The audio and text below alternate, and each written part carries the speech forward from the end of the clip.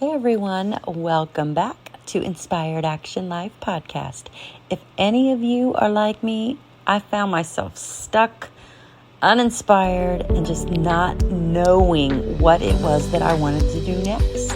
I was questioning everything, saying things to myself like, there has just got to be more to this life than what I have right now. And I was refusing to settle for just another job that was just going to be a paycheck. But I just couldn't bring myself to call it an actual career. I was just going through the motions until I finally just went all in learning how to refocus and get clarity around what it was that I really did want in my life and then this next chapter of my career. I delved into some untapped resources to really begin to create a life and a career that I always desired. A glimpse of what your next level life can look like because you're in great company. Hey everybody, welcome back to Inspired Action Life podcast. I'm your host, Karen Baldridge. And once again, I've taken a little tiny summer break from the microphone and also was having some internet issues at our home, but now we've got a new provider. I'm back in business and we're going to get this thing going because I've had all kinds of things I wanted to jump on here and talk about, just little aha moments, life lessons for many of us who are traveling this same path. And actually, I've come upon new people that I know that are coming into this season of needing, wanting, desiring to make changes in their life, but have always felt held back for one reason or another.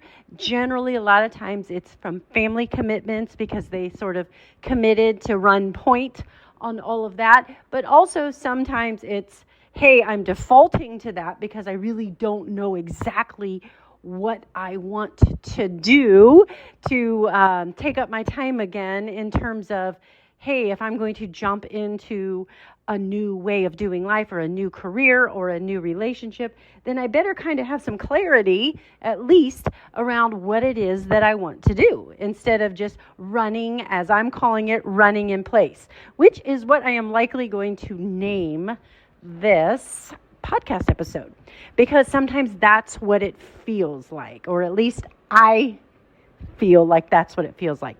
You have all of these ideas. You feel like you're getting momentum to make some bigger decisions or to make some consequential changes in your life that maybe you know you should make, but you've been dragging your feet because you're not sure, what if this happens? What if that happens? And you have all sorts of reasons why you're not doing it, but you are building up all this knowledge. You're amassing all this knowledge. You're amassing lots of certificates and educational opportunities so that you can at least justify the new way you're going to go and believe that this new idea or new business or new career pivot will be the one that will make sure to provide safety and security for you in this next season.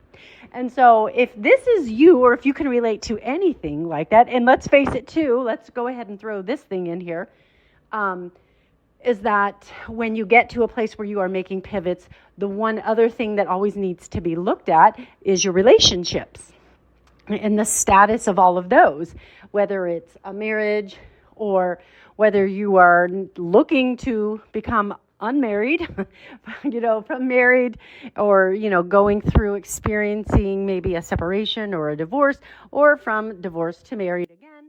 There's lots of different statuses that also need to be considered when you're making giant career moves or just looking to make a shift to consistent happiness, like re-examining what it is that lights you up on a day-to-day basis. Because sometimes it's just as small as that makes life really full or really barren and empty.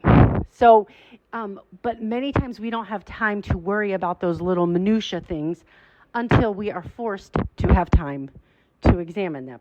So whether that is because you are empty nesting, or again, a out of the blue or a very well expected relationship status move, where now you really kind of have to take a good long look at yourself and be a little more introspective about what it is that got you to this place in your life right now. How did I get here? What do I like?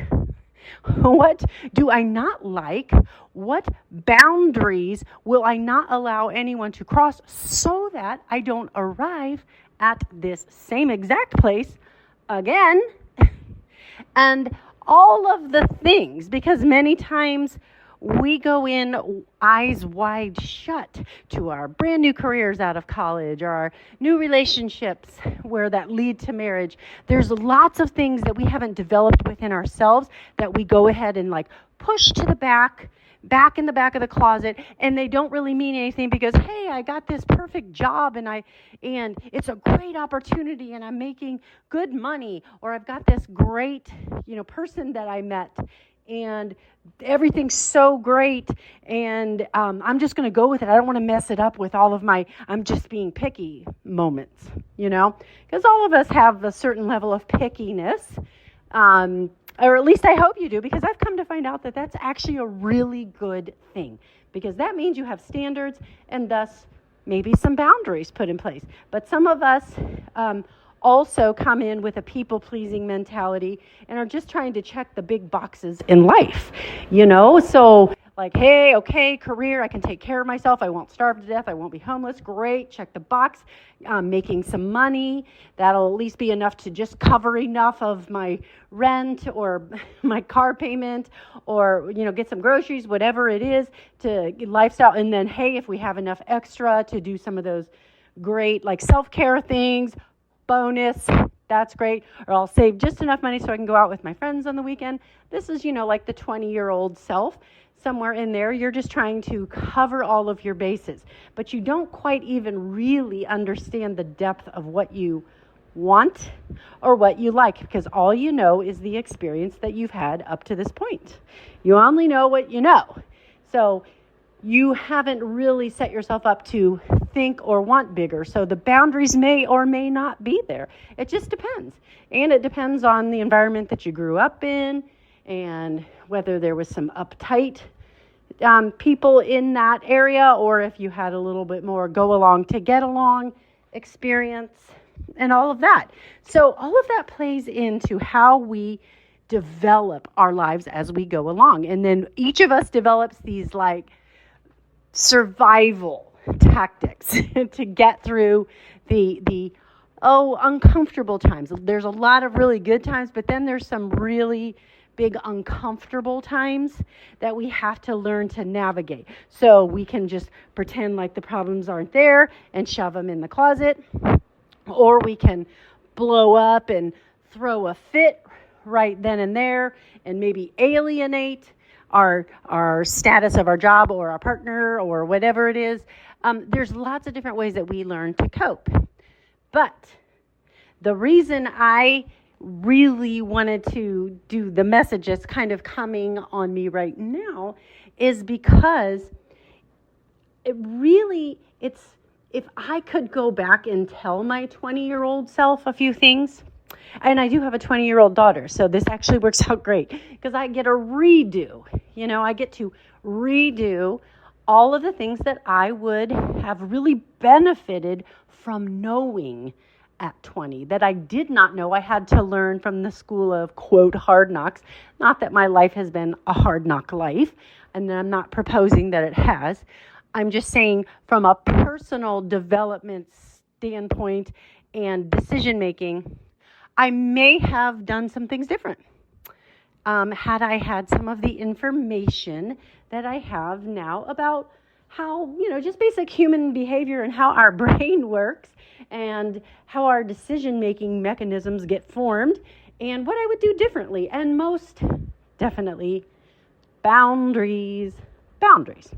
I would definitely talk boundaries and how to really, show up for myself in that regard and to just be more definite in my purpose, like have a very clear definiteness of purpose. So I've been reading, as I always have, lots of books, and sometimes the books are about my 3 buckets of life that I always say. Like, sometimes I'm in the era where I'm talking about personal finances. So I like to play around with like trading and investing. Not trading, but like meaning stock trading. But I really don't do that day trading type of stuff. But I'm always interested in the people that do. But just investments and things like that, especially with when I was in the corporate world, some of my investment in 401k, things that I had there, and what are some ways I can optimize that and play around with that type of money just to learn about it, because it's a part of life that I didn't try to learn about when I was 20 and 30. I was just putting into it, but I didn't really get nitty and gritty and personal with my money back then. It's just I was doing the right thing in investing, and that I just let the professionals worry about it from there. Or I put a bit of blind trust into what they were going to do with that. So anyway, as I have gotten older, I have just grown this interest in pursuing and learning more about that. And then there's always the health and wellness. I like to try new like fitness regimens, but I'm not a go hard type of person. I'm more like the yoga or maybe some HIIT training, but nothing sustainable like the, what do you call it, boot camp type of things. That is not my jam at all.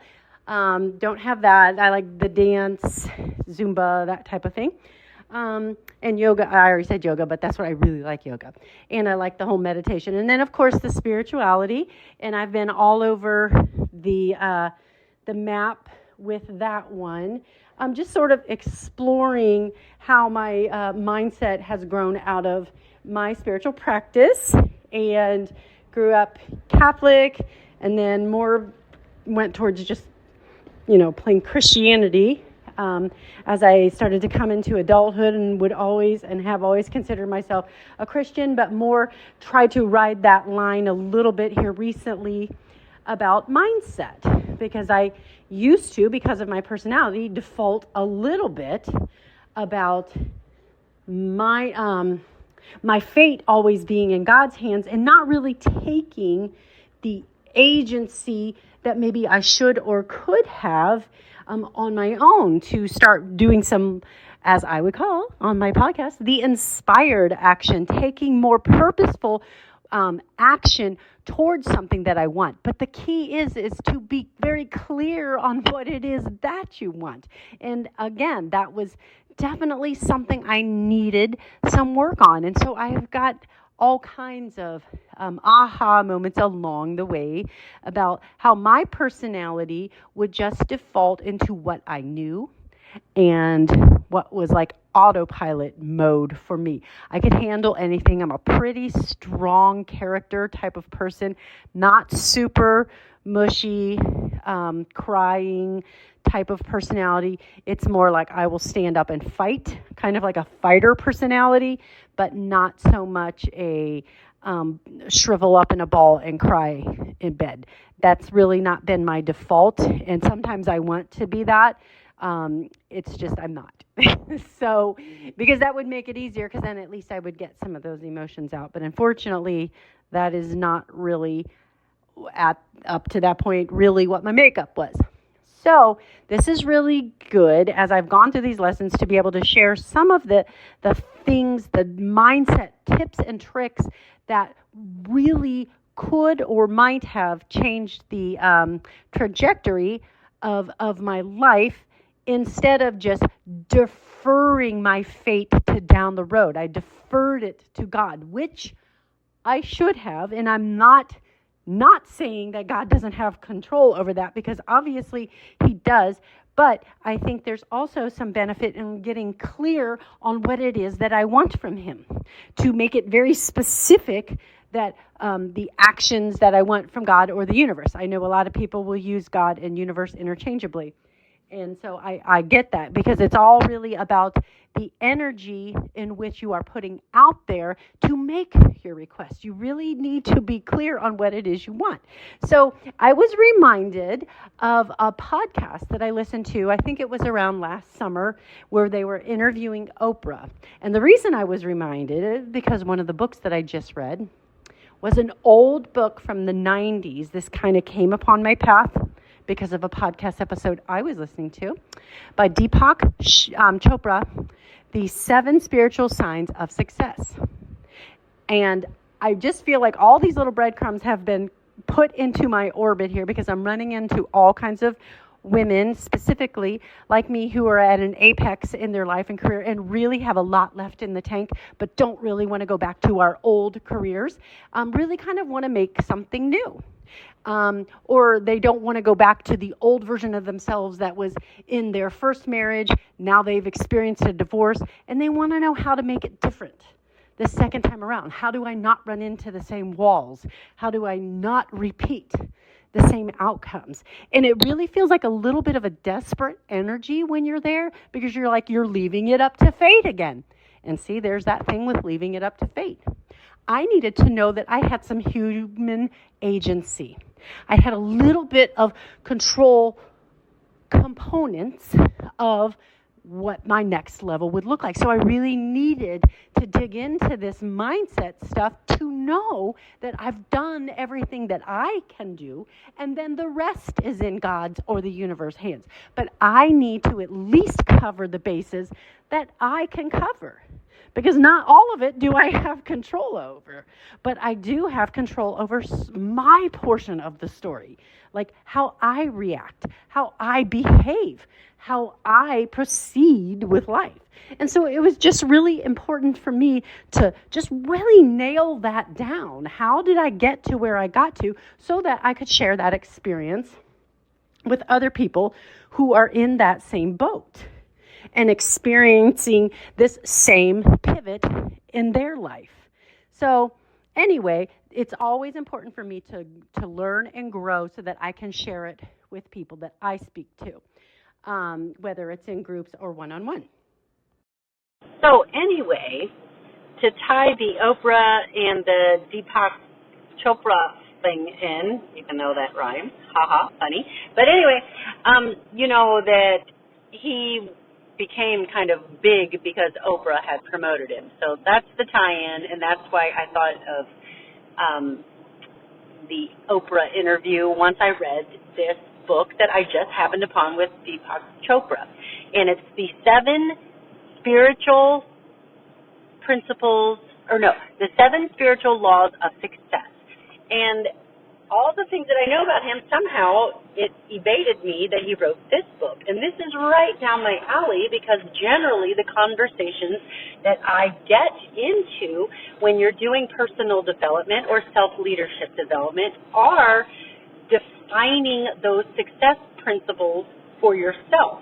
Because, you know, a lot of us have already had success in our own right in our first version of our career. So it's not like we don't know what success is.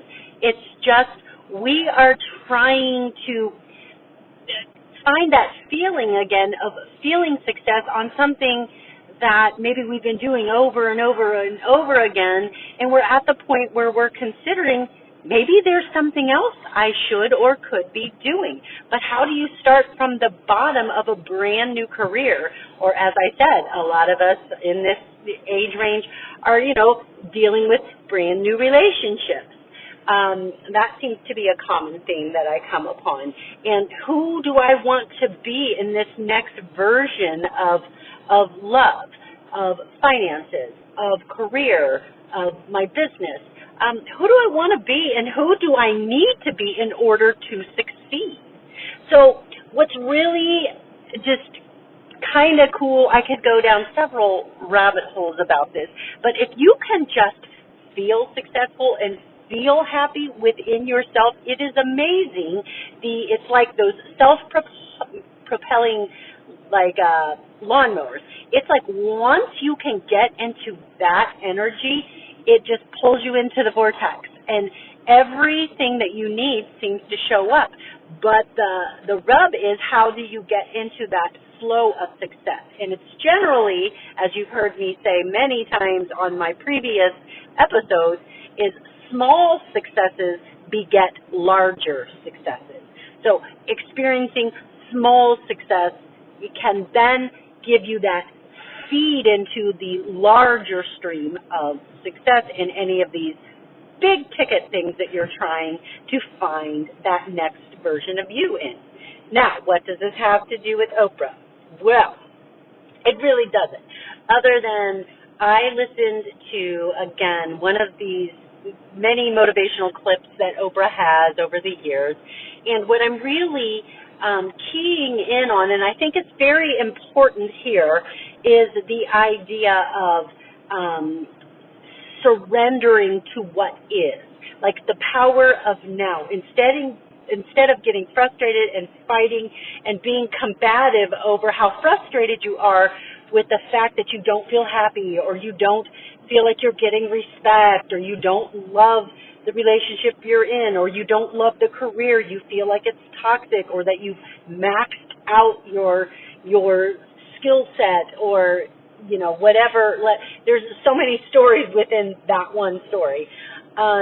Whatever that is for you personally, it's the key that she, and I'll tell you the story that she told. It's a personal story of herself, of her career path, and it just really struck a chord with me, because I find myself dog paddling energy, where I get frustrated that things aren't moving as quickly as I want them to, or the people around me that I need for them to make changes, they're not changing. Big surprise, because once again, as if I don't already know this, I have to be the one who makes the changes and changes the constitution within myself, that I can detach from the need of the energy of validation from those people to behave a certain way in order to be happy. And she is detailing a story. Obviously, she's got an enormous success story, but this was a very impactful story that she shared. What she talked about is, some of you may know that she was one of the lead roles in the movie The Color Purple. And she gave a little background and context around this story, and I might get some of the details a little off, but I think I'm pretty right on with most of the high points here. She told, in this motivational speech, she told the story of how when that book was released several years before the movie became a movie, she somehow had gotten a hold of that book and read it one way or the other, whether she just stumbled upon it, whatever, I don't know. Anyway, she loved the book, absolutely loved the book, was in love with the book, very passionate about it, very passionate about the book. The story really resonated with her. It really kind of expanded her in some way. It just hit an emotional chord for her, she said. And so she went out and she bought that book and gave it to all of her friends. She bought 12 copies of it and just gave it to her friends and said, you need to read this book, because she felt like it was just such a powerful story. And so at this point, she was just doing, I think, local Chicago TV, whether it was news or she had a Good Morning Chicago morning show at that point. I can't remember if she was still on the news, because she said she had gotten fired from the news because she was too emotional when she would tell the news, and they didn't want that. So they reassigned her to a morning show in Chicago. So I think that might have been what she was doing.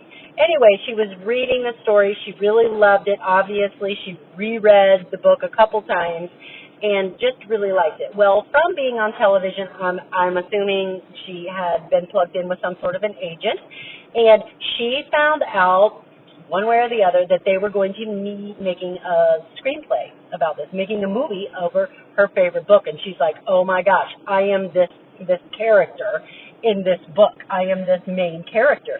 This is me. I am 100% this character. I need to figure out how I can get myself on that movie.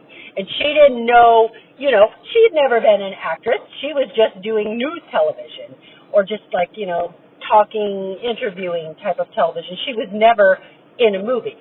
So right out of the gate, she was having an impossible dream, all right? So that was like impossible and absolutely insane to think that, how would she out of nowhere find a way to get into the flow with getting a interview or whatever, an audition or whatever for that movie. No way. That was preposterous to her at that moment. But she was determined. She wanted to find out the information about that. So I don't know if she put her agent on the case or what.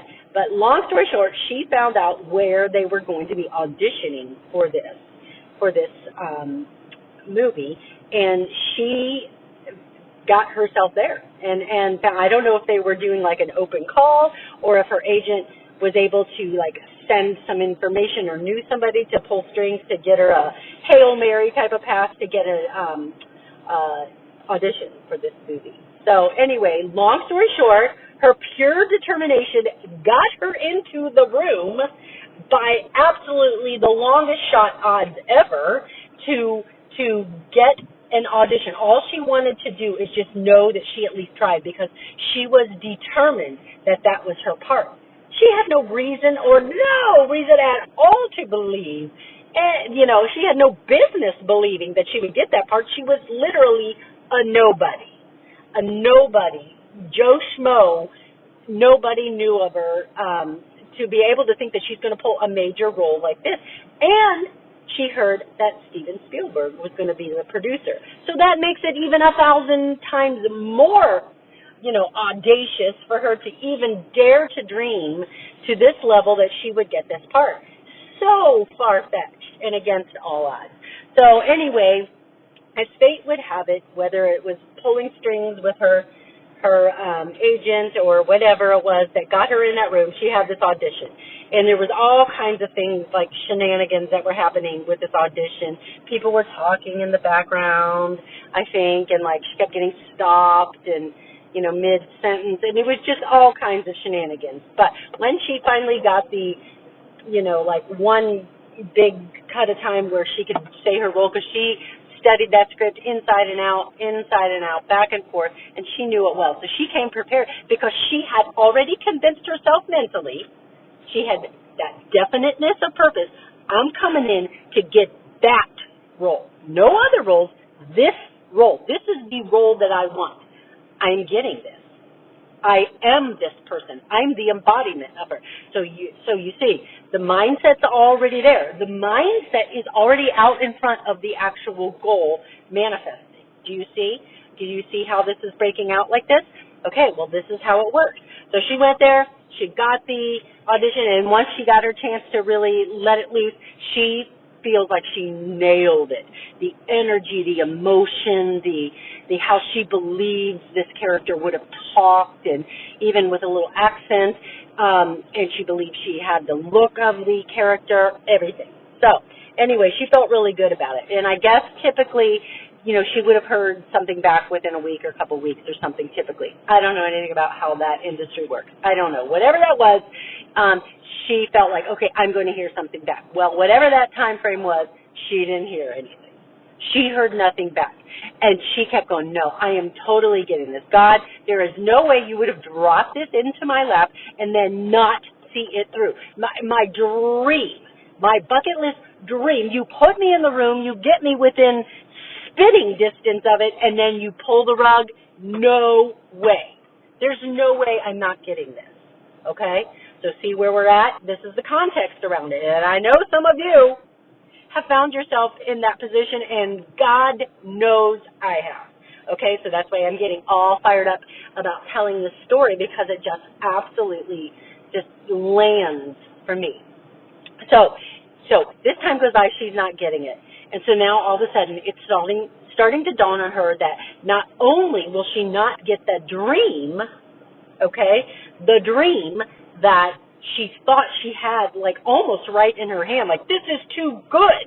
There's no way I won't get this. This is absolutely no way.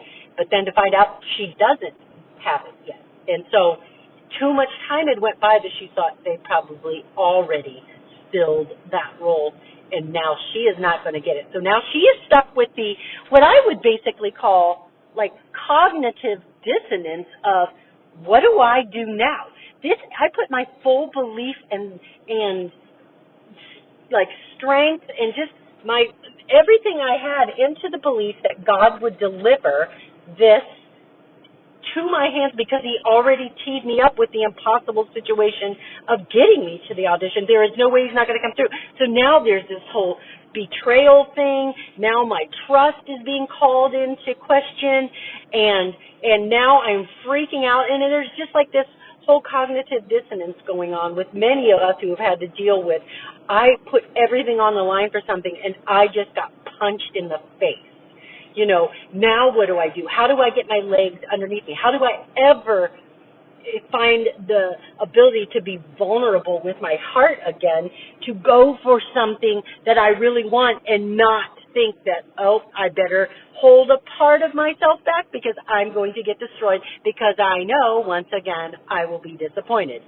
Thus, those mindset loops, right? Because we recoil from hurt, so therefore we earmark that emotion, and then when the next time a situation comes like that, we can't just be vulnerable and believe that our highest good is in order. So she was at that position. So when enough time had gone by where she believed that, nope, I'm not getting this position, she decided to just say, okay, I guess I will accept the fact that I'm not getting this, and I'm going to have to pick up the pieces of my life and figure out what's next. All she knew is she didn't want to stay at this small-time Good Morning Chicago. She felt like she was being called to something bigger, and she had her mindset that it was going to be this movie and this part specifically, and she didn't get it. So, again, familiar for any of you? Definitely familiar with me. Felt like, had the big opening, boom, taken away. Door closed. Now what? So now there's a whole feedback loop and cognitive dissonance. So she decided to do what many of us do and start to work on ourselves. She had always had weight issues.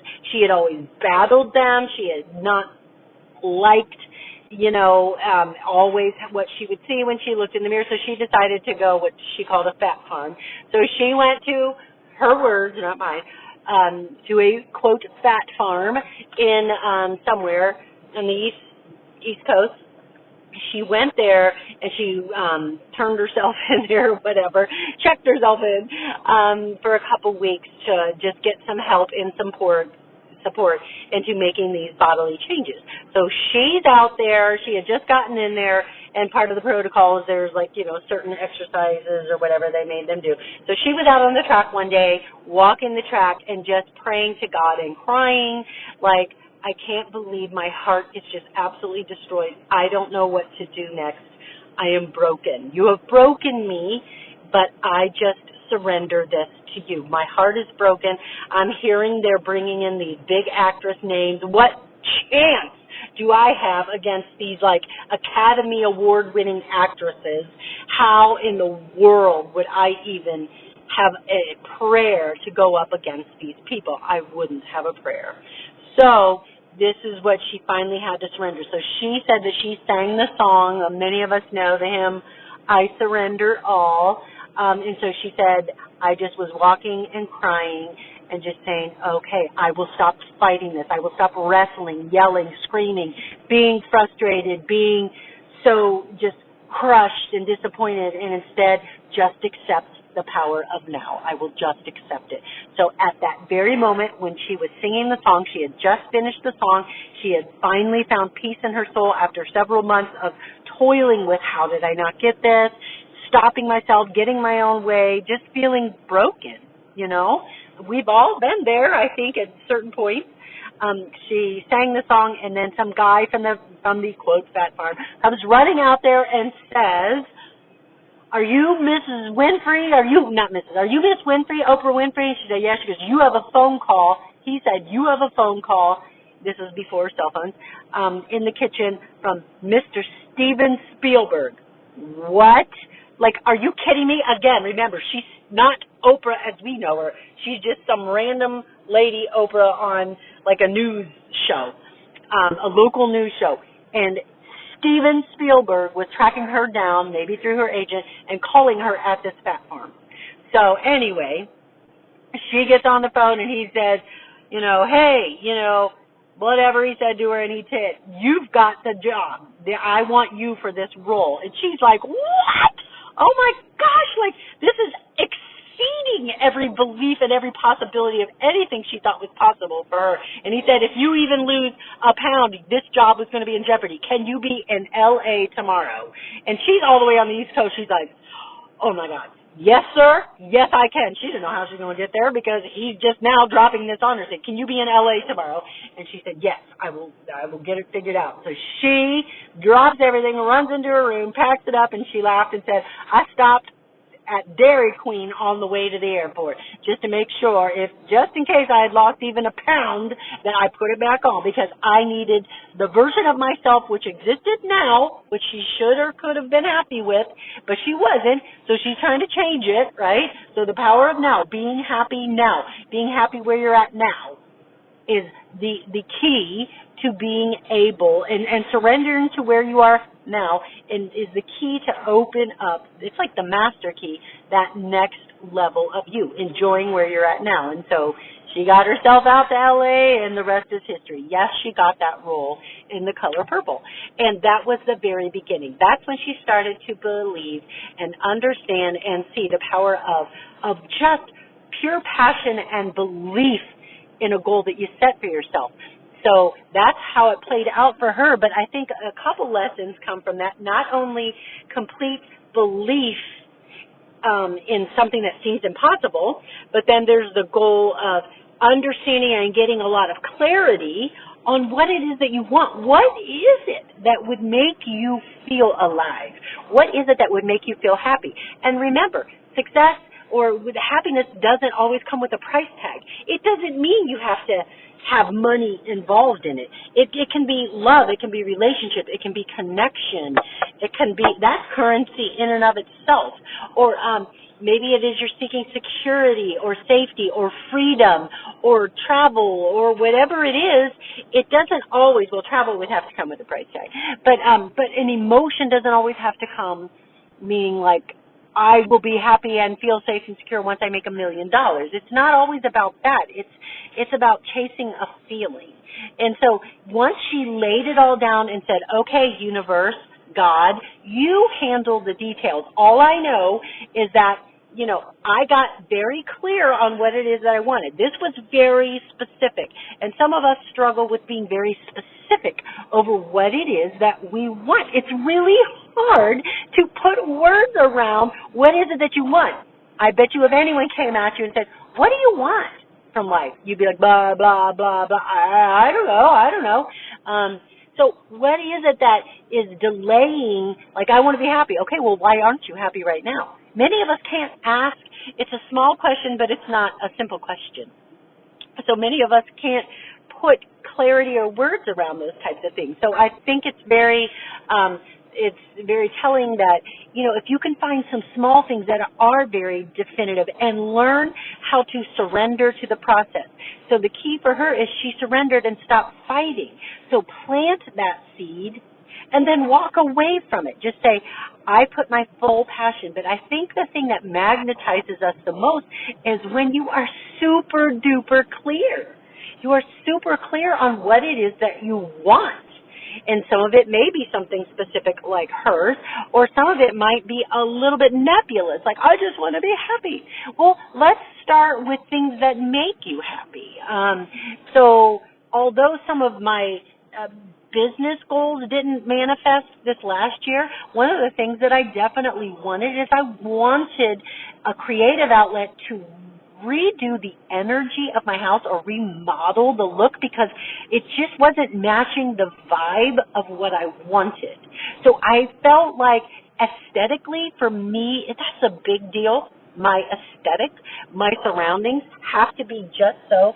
So one of the things I was desiring, but I walked away from it. Okay, I planted the seed. I said I wanted this, showed up in my vision boards here and there as a small thing that would really make big impact on me is I would love to be able to do that. Well, through a series of events, I was able to make that come about. That seemed sort of like not going to happen. That seemed like years off into the distance. The first time I maybe thought about it or brought it up to my husband, like, well, we've got this, this, and this we'd rather do first. And, you know, you have to prioritize these bigger investments when it comes to your house and your life and everything. So that was something that I wanted. Well, it just so happened that it was perfect timing, and everything came together. Like there are pictures on my vision board that look now exactly what my room looks like. Okay, so it's wild. Like there are pictures that I put out a couple years ago on my vision board that now look like what my room looks like now. Excuse me.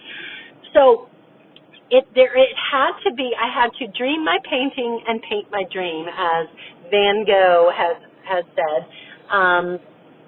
Or I think it was Van Gogh. Yes, it was Van Gogh. That said, you know, he has to visualize the thing that he wants, and then he painted that vision later on. Well, he didn't do it in a big frustrated, and I'm assuming, you know, ball of nerves and anxiety. That's not when it's going to come to him. It's when you're relaxed and you plug in your little stream into that big stream of energy, and then it pulls you in, and then it becomes easy. So, which brings me, so the Oprah story brings me to the part that Deepak Chopra comes in here in this book, and I'm just going to leave you with what his 7 laws, and I'll link a link to his book so that you, if you are interested in it for your life, just these laws, and I might do some consecutive podcasts on each and every one of these laws, because you could talk an hour on each and every one of them and what they mean and how to apply it. And it's so much stuff that our little autopilot minds don't really think about. We don't leave space for creativity, or we don't leave space to let things happen because we're too busy strangleholding everything and trying to control the crap out of everything so that we can get our way. But while it does require our energy and our action, for sure, not just any action is going to get the results that you want. It has to be very aligned, inspired action. I'm going to take a quick drink here real quick. Sorry about that. Excuse me. And again, the book is called The 7 Spiritual Principles of Success. No, I keep saying that wrong. 7 Spiritual Laws of Success. So the number 1 law he puts is the law of pure potentiality. So what that basically is he's reminding you to give yourself 30 minutes of quiet meditation time, and not prayer, meditation. Definitely do your prayer. I do prayer, but I first start with meditation. And then 30 in the morning, 30 at night if you can. And what that is clearing space in your cluttered mind where we're always thinking. Don't allow any thoughts to come in there, and allow the ideas and the creativity and the thoughts from what he calls the field of all possibilities. Meaning like that God connection. Let God be able to speak to you, but he can't speak to your busy mind, all right? You're never going to hear him because he's that still, small, quiet voice. So if you can just stop talking, stop listening to podcasts, stop scrolling your phone, and just be still. It's an art form, not easy, but if you can master that, that's when you can plug into that field of pure potentiality. So that's his number 1 rule, and there's a lot more to it. I'm just, doing a quick summary. Number 2 is the law of giving and receiving. And basically, that should be obvious that if you want something, then the reciprocity of life, you have to put it out or give it away, the thing that you want, so that some can come back to you. So give away the things that you are seeking.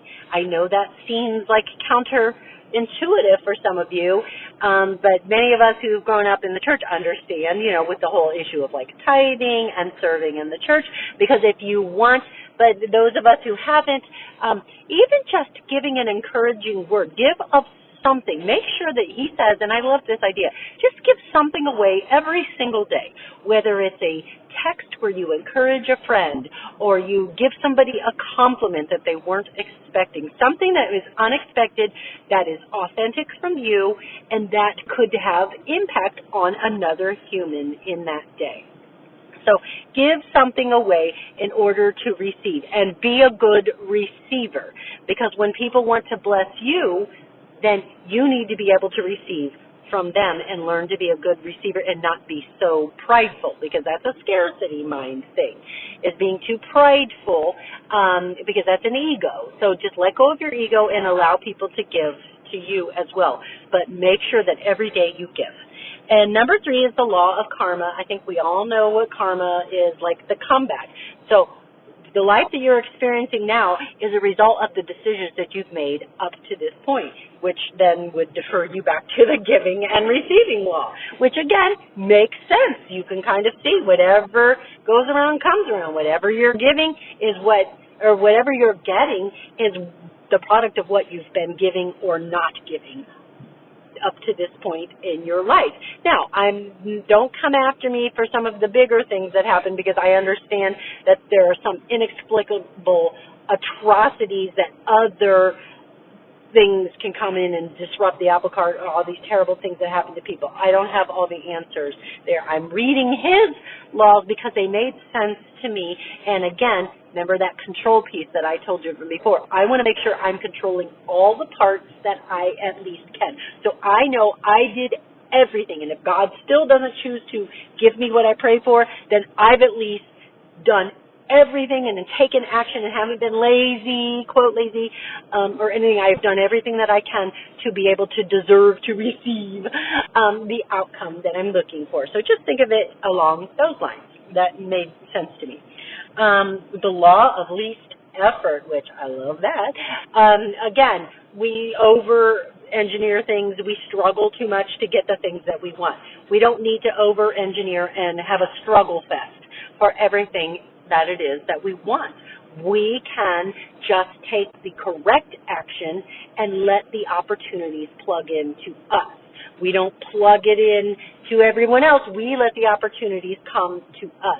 Because if we're taking the right action and we are believing and having definiteness of purpose and very much clarity on what it is that we want, we don't have to over-effort and struggle and strive and scratch and claw always to get the things that are meant for us.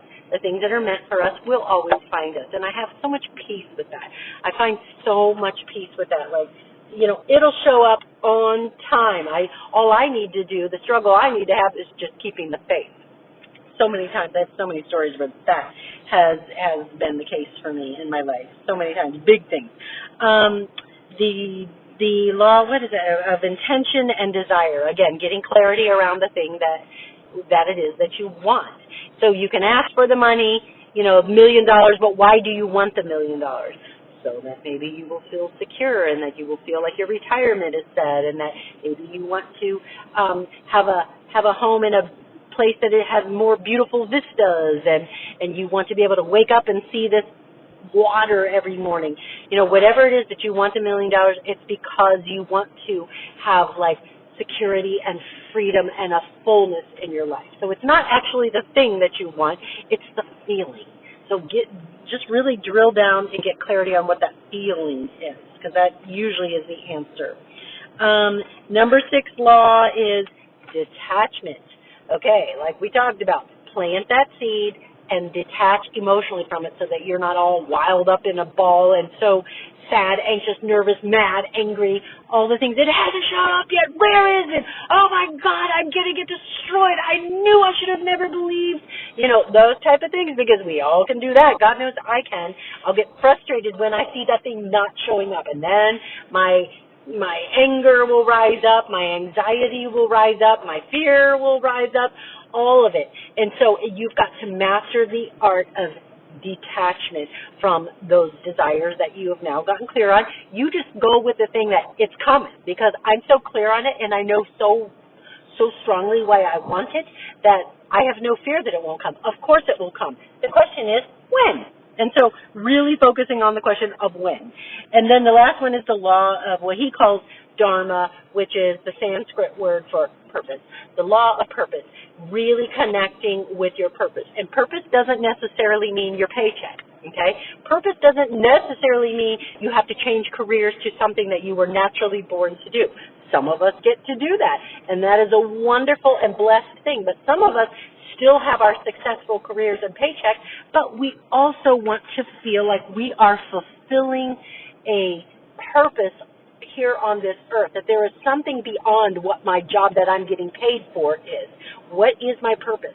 What is my impact on this world that I am being called for? There is just something very surreal about that. There's something that's just so peaceful and full when you can plug into finding whatever your purpose is, whether that's in volunteering, situations or donation or whatever that purpose is, or if you're a teacher by trade and you want to, teach a class on painting, I don't know, whatever that purpose is, because that painting class might be the very thing that one of the students in that painting class needed for a personal respite from their stressful days, because they feel so ease and flow when they're in your painting class because you decided to hold a painting class. Do you see what I mean? It doesn't have to be this major consequential career, titan, this corporate titan. It can just be something that can impact the lives of other people because you are so squarely in your purpose. So anyway, I have so much more of that, and I literally think I am going to break down my podcast and go through these 7 laws one by one, because I can relate and have so much stories and background and context on literally every one of these that it just makes for it's just such food for thought. And so I get really inspired by those things. I hope that this hits for somebody else who is sitting on that bubble and just really needing that push, that little oh my God, I never thought of that way, so that you can start to explore and get curious about, well, maybe I could make this move or make that move. Maybe it isn't so far-fetched. Just think of the Oprah story. She was just following her heart. Literally, quite literally, she's following her heart. And it never leads you wrong. Your body always has the answer. And we're going to talk about that too. The body keeps score. The body always knows. Oh my gosh, I could go on forever about that one. So I hope this hits with some of you. I plan to have a whole string of content on these things alone because they really resonate with me and for me, and I've got to believe that it hits with somebody else out there. So if this sounds like content that you would like or know that somebody else could use, then please share it with them. I would be so appreciative. And join this community. Going to have an event coming up, an actual in-person event again, starting those in October, so early October, October 12th, but it is going to be here in where I live in Ohio. So stay tuned for that, and I will link out everything on my show notes. So have a good week, everyone, and see you next round.